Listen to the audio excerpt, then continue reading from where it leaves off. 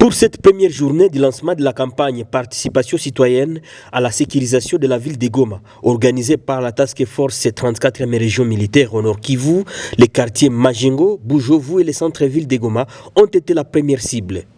La stratégie vient réduire les cas d'insécurité et combattre le banditisme, mais aussi la criminalité urbaine, a expliqué à la presse le colonel Njike Kaiko Guillaume, porte-parole de l'armée en province du Nord Kivu. Celui-ci précise que la campagne est déjà opérationnelle au quartier Katoi avec des résultats palpables. Toutes les couches sont concernées, a-t-il renchéri. Nous avons pris en compte la cartographie de la ville de Goma et nous avons ciblé les quartiers. Ces quartiers, nous les avons divisés en sous-quartiers. Et dans chaque sous-quartier, nous avons ce qu'on appelle la task force. L'objectif, c'est lequel? C'est cette sécurité participative. Et d'ailleurs, les résultats de cette task force, qui est une initiative de la 34e région militaire, commencent déjà à se faire voir. Vous êtes sans oublier que ça fait déjà plusieurs jours qu'à Katoi, il n'y a pas de tir de balles. On n'enregistre plus des morts. En fait, tout ça, c'est les fruits de la task force.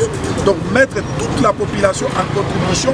Alors, je parle bien de toutes les couches, en commençant par les militaires, les policiers, les mouvements citoyens, tout ce que, même les rejetés de la société, que ce soit les motards, que ce soit les tchoukouders, que ce soit tous les amis comédiens, en fait, tout le monde. C'est-à-dire que les services de défense et de sécurité sont informés en temps réel et nous maîtrisons les bandits ou quelqu'un qui se mécomporte dans n'importe quel quartier de la ville de Goma. La population est appelée à s'approprier cette opération qui vient rétablir la sécurité à Goma. Puis, à la population de Goma qui est une initiative de la 34e région militaire afin de ramener la paix surtout dans la ville de Goma, et cela va nous permettre de rester concentrés parce que l'ennemi qui se trouve être l'M23 appuyé par l'armée rwandaise rôde tout autour. Et il est très important qu'on se mette ensemble et qu'on sécurise d'abord la ville de Goma de manière à ce que personne ne puisse nous infiltrer. C'est tous les quartiers de la ville de Goma qui ont été ciblés par la 34e région militaire. Je vous dis que ces quartiers ont été divisés en sous-quartiers.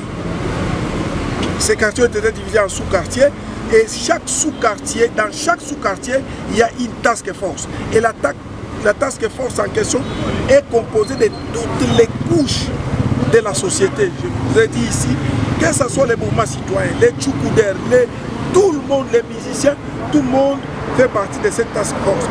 Les habitants, quant à eux, recommandent aux autorités militaires l'organisation des patrouilles mixtes FARDC civils en vue de remédier aux problèmes d'insécurité.